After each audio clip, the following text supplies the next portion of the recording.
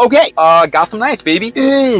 Gotham Gotham. Why are we making a video talking about Gotham Knights, bruh? Although, to be honest, after Suicide Squad, I think a lot of people are going to be coming back to Gotham Knights and being like, you know, you're not as stinky as I once thought you were, dude. Yeah, let's talk about Gotham Knights. Again, this is a game came out a little bit ago, right? Game came out a little bit ago, and I'm just going to talk about it. Was it really as bad as people say? Obviously, once again, I think this game definitely had a lot of hype before the game came out. There was a lot kind of going for it. Specifically when it came to the people who made this game, the developers. There was a lot of like, oh, it's from the same people who made the Batman games and yada yada yada.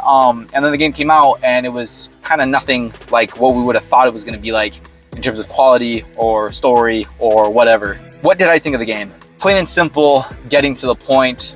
It had parts that I liked, of the story, of the visuals. It had areas that I really enjoyed, visuals wise, character wise, and gameplay wise. It had a lot of stuff I did not enjoy. A lot of things that I was like, why is this there? This is silly, this is dumb. I could find 1,000 ways to make this better. That's just the truth. It's one of those games that for me, it's smack dab in the middle. And you want to know the funny thing too? I got the platinum for this game. So yeah, I definitely spent my time in it.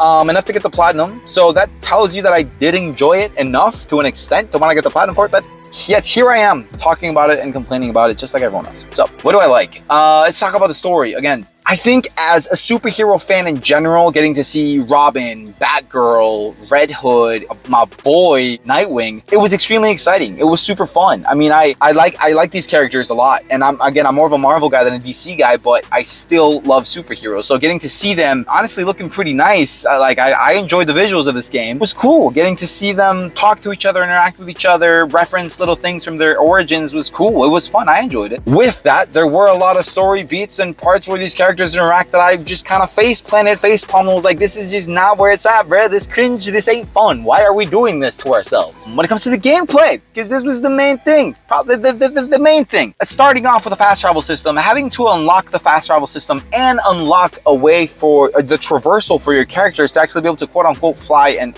travel in a more fun way, the way that we wanted to travel. That was super annoying. The first 15 hours of the game, I felt it was like 15 or 10 hours it took for me to set up the game to be fun. I had fun once I unlocked all the fast traveling, and I had fun once I unlocked all the traversals for each of my characters where I had to get them up to a certain level. And same thing with the fast travel thing, I had to get to a certain part in the story and then unlock all these different fast travel things. It was annoying, it was hard work. So it was kind of like having to do my homework before being able to enjoy my actual meal, before I'm able to enjoy the game. So if you don't mind putting the first 10 to 15 hours, then again, that is because I was taking my time with the game. I probably could have done a lot quicker, but it took me 10 to 15 hours for the game to get fun. Once I had unlocked the cool traversals for each character, all the fast traveling points, and I just got to focus on the gameplay and the story somewhat, like, it was cool.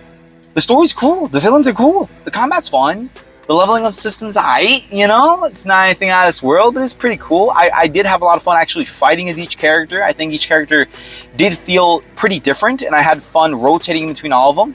Usually with a game like this, kind of like with Marvel Avengers, I would have liked that each character had their own separate experience bar and their own separate level up thing, and that there wasn't a shared experience, because I'd be like, no, I want to kind of like the levels to reflect how much I use each character and how fun it is. And also give me a good reason to come back to the game to level each character up more. But not with this one. This one was shared experience. All my characters gained XP at the same time, and they all leveled up at the same time. And honestly, because this game was not perfect and it had a good amount of flaws, I was cool with everyone just kind of leveling up at the same time and being able to bounce around and try all these different characters with all these different like game styles. And I liked what I had, and that's what I have to say about that. And I think that's it. There's not much more for me to say about Gotham Knights. I enjoyed the game. I feel like I had to do my homework for it. It was really cool at times. It was really cringe at times. I didn't hate it like a lot of people did. Then again, I didn't really go into it with expectations or comparing it to anything. The closest thing I compared it to was Marvel Avengers, which I know a lot of people hated that game, and I loved that game.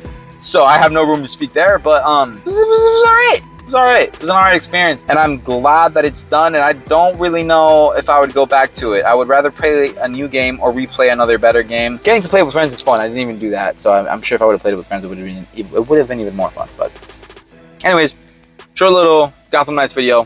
Let me know what y'all thought. Peace!